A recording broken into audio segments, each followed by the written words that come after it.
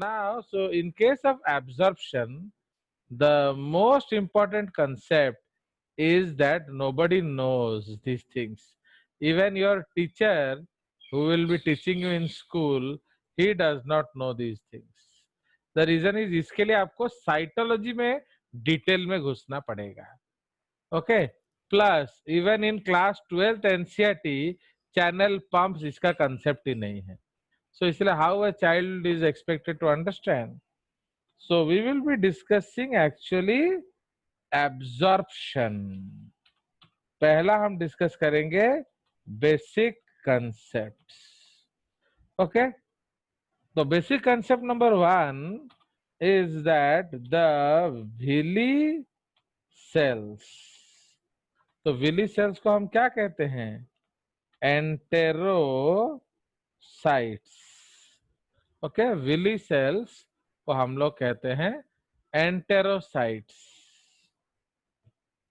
Okay, are the site of the main site. वैसे तो बहुत जगह एब्जॉर्प्शन होता है. Are the main site of absorption in the GIT. ठीक है, या are the main site of absorption in the GIT. Full stop. उसी तरह से एक रिलेटेड कंसेप्ट है द नेफ्रॉन सेल्स. तो नेफ्रॉन सेल्स को हम लोग नेफ्रोसाइट्स बोलते हैं. ओके, द नेफ्रॉन सेल्स और nephrocytes, okay, are the main sites of reabsorption. क्यों मालूम है? You see how dangerous your body is. आधा बॉडी को खाना मिला नहीं होता है, ये लेके किडनी में डाल दिया सुसु करने के लिए. तो imagine your rest below kidney nobody has got anything but blood लेके 20% से ज्यादा खून को किडनी में डाल देता है, तो किडनी फेंक देगा, तो इससे मर जाओगे. इसलिए हमें रीअब्सॉर्ब करना पड़ता है.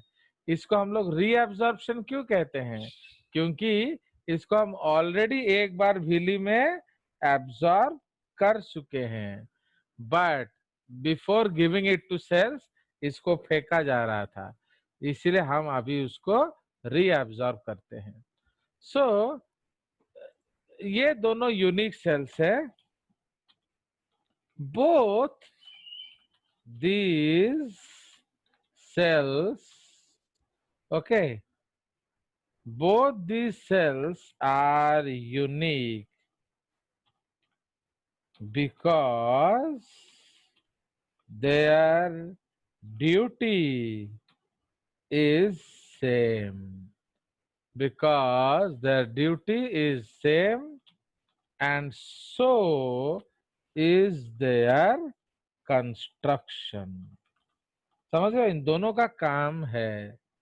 So they have to bring back food, okay, as much as possible, okay.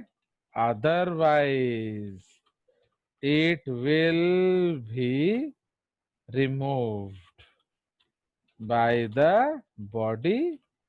तो विली सेल से अगर नहीं लाओगे तो वो लैट्रिन में चला जाएगा. नेफ्रोसाइट से अगर वो नहीं लाओगे वो सुसु में चला जाएगा. इसीलिए जाने से पहले सारा का सारा लेकर आओ. So the main problem about both the cells is इनको सारा का सारा लाना है.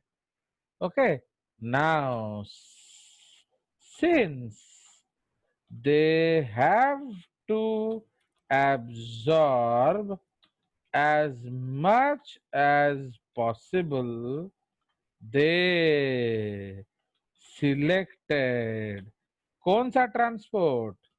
Active transport. because it can even bring back substrates from nearly zero concentration. समझ रहे हो कि नहीं? तो लो टू हाई लाना है, तो लो टू हाई लाने के लिए आपका एक्टिव ट्रांसपोर्ट सबसे अच्छा है, क्योंकि वो नियरली जीरो कंसंट्रेशन से भी आपके लिए खाना ला सकता है। Okay, this is because energy can be provided as much as required। है कि नहीं? आपके पास अगर माल है तो आप दुनिया का हर चीज खरीद सकते हो, दिक्कत क्या है? तो एटा बुझिबो, ये वेरी वेरी इंपॉर्टेंट थिंग्स है। तो इसीलिए आपने सिलेक्ट किया है एक्टिव ट्रांसपोर्ट को। Now since since these cells have selected active transport at their apical surfaces। apical surface माने ऊपर वाला surface। Since these cells have selected, okay, active transport at their apical surfaces, they have to keep intracellular concentration of important solutes। Okay, so they have to keep intracellular concentration of important solutes higher than the concentration in the extracellular fluid। ये समझ में आया ना? नहीं समझ रहे हो? तो इसीलिए हाँ बोलो। Yes, sir. तो इसका मतलब जेहेतु तुमको सबू आनिबार अछि, since you have to bring as much as possible, so we have to keep concentration much higher than the concentration in the ECF। This may be at the cost of not giving to the body cells, even if there is क्या there is favorable gradient। समझ रहे हो? Means अभी देखो आपके पास है तो आप दे सकते हो, बट उसके बावजूद भी आप नहीं दे रहे हो। सो दिस मे बी, ये बहुत इंपॉर्टेंट स्टेटमेंट है, so this may be at the cost of not giving to the body cells, even if there is a क्या favorable gradient for distribution। Okay, तो ये आपको याद रखना पड़ेगा।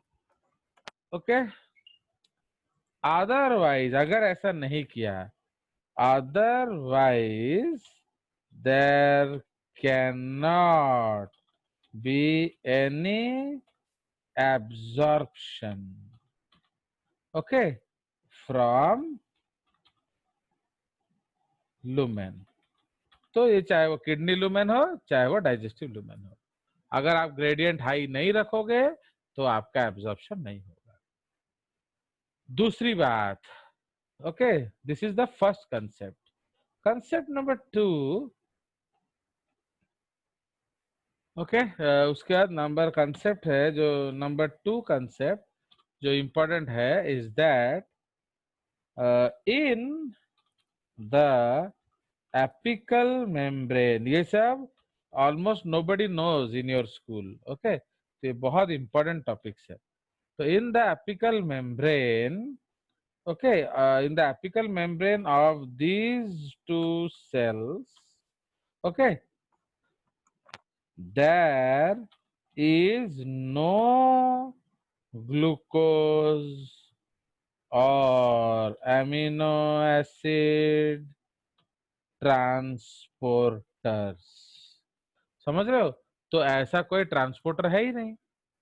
So in the apical membrane of these cells, there is no glucose, amino acid, okay, amino acid transporters, okay? तो ऐसा कोई सेल नहीं है, okay? So they have to depend on क्या? Sodium SgLT, that is sodium linked glucose transporter, okay, which is secondary active, okay. So sodium linked glucose transporter, which is actually secondary active transporter, okay ये secondary active transport करता है। और SALT तो ये क्या है?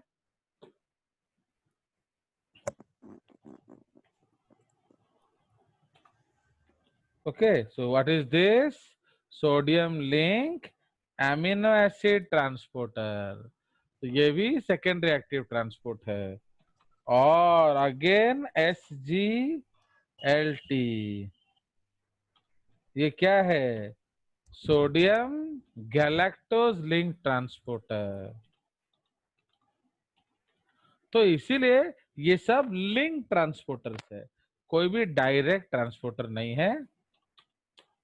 But there are fruits, FRUTS,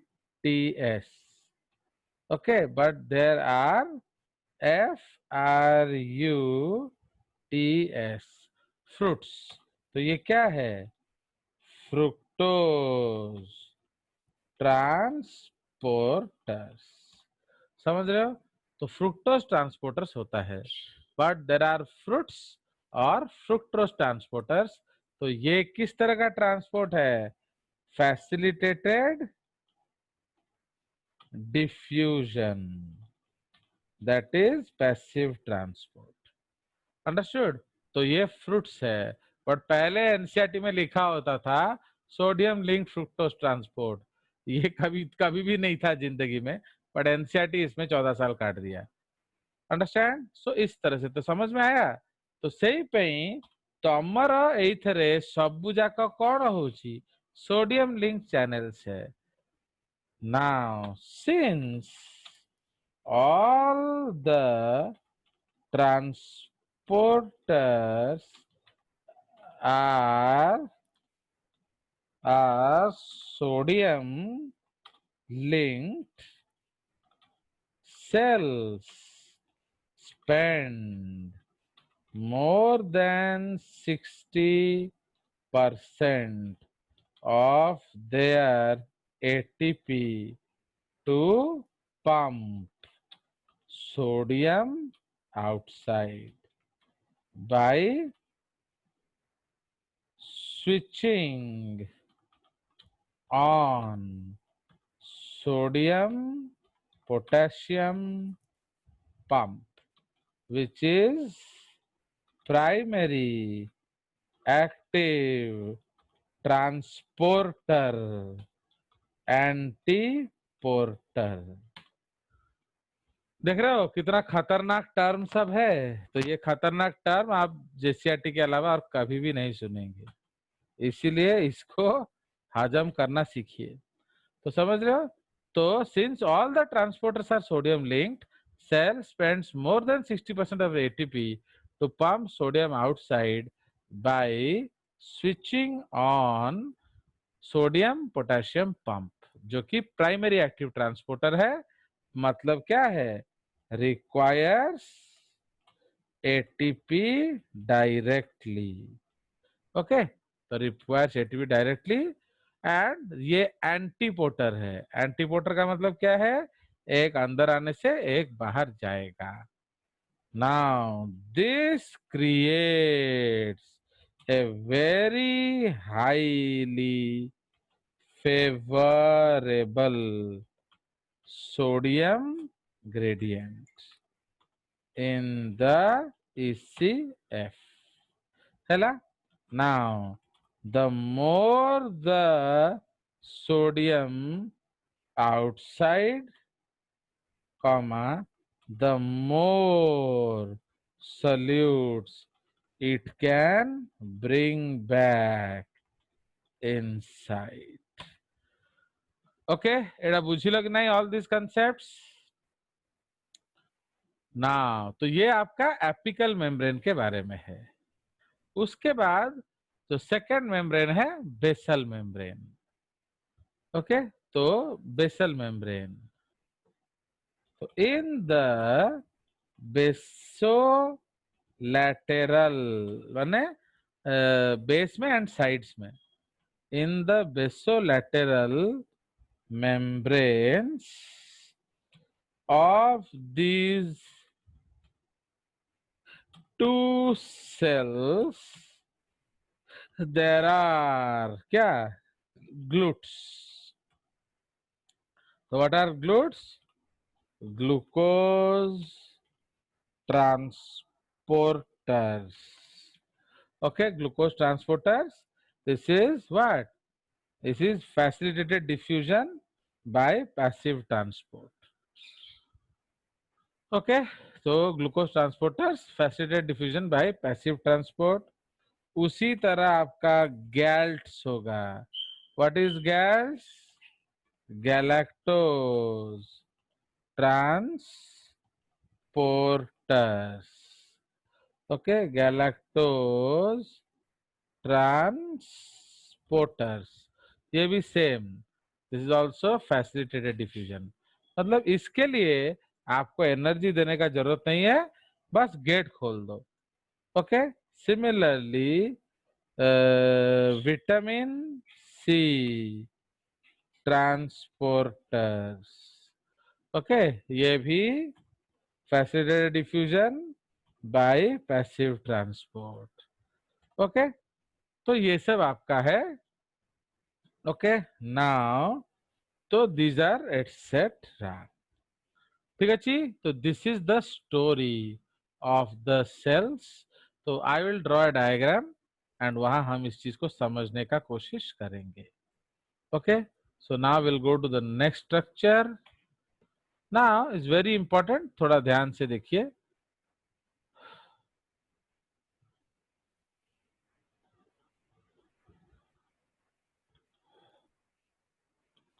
now suppose ये हमारा सेल है. So this is your villi cell और नेफ्रोसाइट्स. आपको मालूम है in both the cells there is what? Brush border cuboidal epithelium, there is nucleus, there is abundance of mitochondria. क्योंकि ATP होगा, energy चाहिए, there is abundance of mitochondria. है कि नहीं?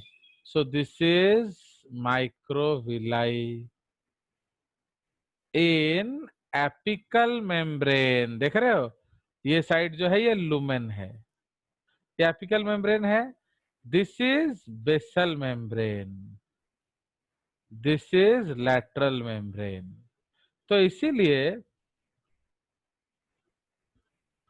ना बेसल मेम्ब्रेन में जो चैनल्स होगा, जैसे ये है एक दरवाजा बंद.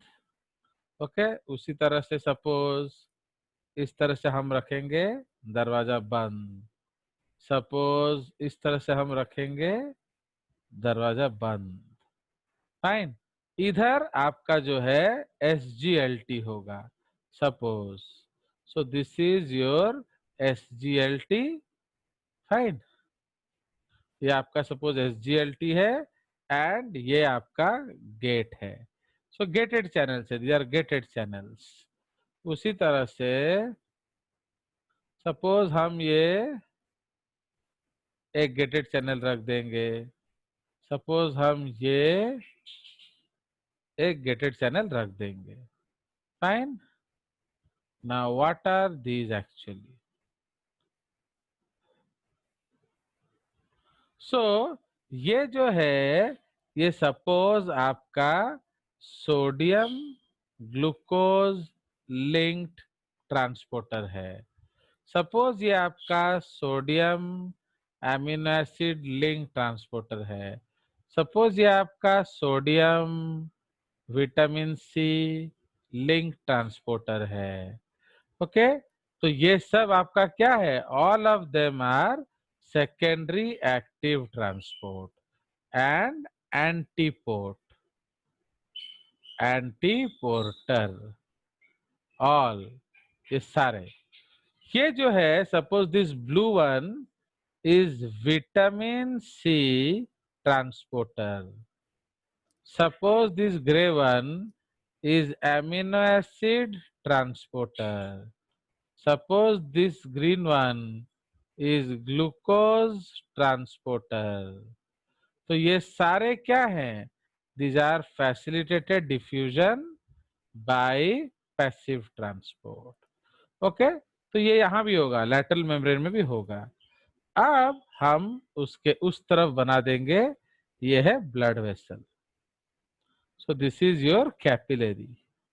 तो कैपिलरी में क्या होता है? In capillary there are non gated channels. ठीक है, सो ये नॉन गेटेड चैनल्स है। सपोज ये vitamin C non gated channel है। ये आपका कलर को याद रखना। एंड जो सपोज ये ग्रीन वाला ग्लूकोज का नॉन गेटेड चैनल है। So this is glucose channel, this is आपका amino acid channel, and this is your vitamin C channel. But ये सारे क्या हैं? Simple diffusion, passive transport, no gates, therefore no control. So this is gates present. Okay, flow along gradient. Okay, flow along gradient. No energy required, but signal required. तो ये बिना energy का आएगा, but इसके लिए सिग्नल चाहिए। इधर क्या होगा? सो 8 ही these are gated channel, therefore controllable, controllable stoichiometry, stoichiometry मतलब सपोज करोड़ों चाहिए तो करोड़ों लगाएंगे, अरबों चाहिए तो अरबों लगाएंगे, पैसा खर्च करेंगे बाप का घर में आए साला सब लगाएंगे। सो इसलिए स्टोइकियोमेट्री जितना दरकार से तरह लगी परियो, ये हमारे घर का खेती है। ठीक है, गेटेड है, कंट्रोलेबल है, मूवमेंट इज अगेंस्ट ग्रेडियंट, इसीलिए इसको क्या कहते हैं? Active transport. But energy provided by chemiosmotic potential energy of sodium. Okay, तो देयरफॉर इसको सेकेंडरी एक्टिव ट्रांसपोर्ट कहते हैं। तो इसको जो एनर्जी चाहिए, ये आपका सेकेंडरी एक्टिव ट्रांसपोर्ट है, plus signal also required, signal required, बिना सिग्नल के एनर्जी होने से भी नहीं होगा। तो आप समझ में आया? तो this is your great topic of discussion. अभी जो पूछना है पूछ लो, क्योंकि ये कट जाएगा, तो इसका जो डिटेल्ड है हम लोग इसके अगले क्लास में करेंगे। बोलो।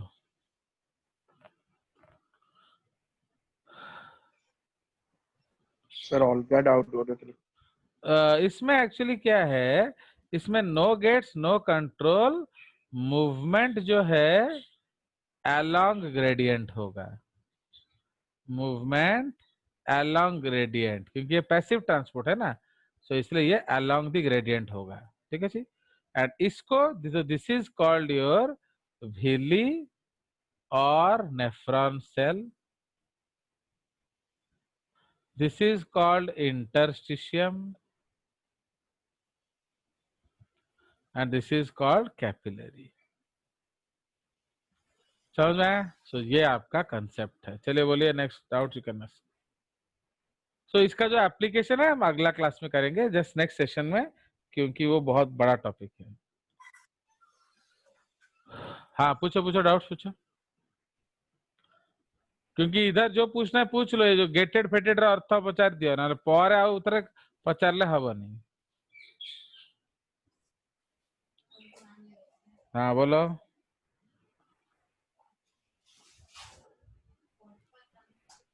Not Audible. पूछो जो अलग डाउट पूछ रहा था पूछो. सर आरएनए ऊपर उठेছিলা. पूछो. Sir structural RNA in prokaryotes and bacteria is. वो आप नहीं समझोगे, बिकॉज दैट इज योर आपका सिस्ट्रॉन का कंसेप्ट है, समझे? तो स्ट्रक्चरल आरएनए माने जो आपका प्रोटीन्स बनाएगा, तो स्ट्रक्चरल जीन से स्ट्रक्चरल आरएनए बनता है, समझे? तो सेटा है बेस्ट क्वेश्चन आशिवानी. एक्चुअली जब आप क्वेश्चंस करेंगे तो आपको पता होना चाहिए नहीं आ रहा है मतलब ये हमने नहीं किया है. Very simple.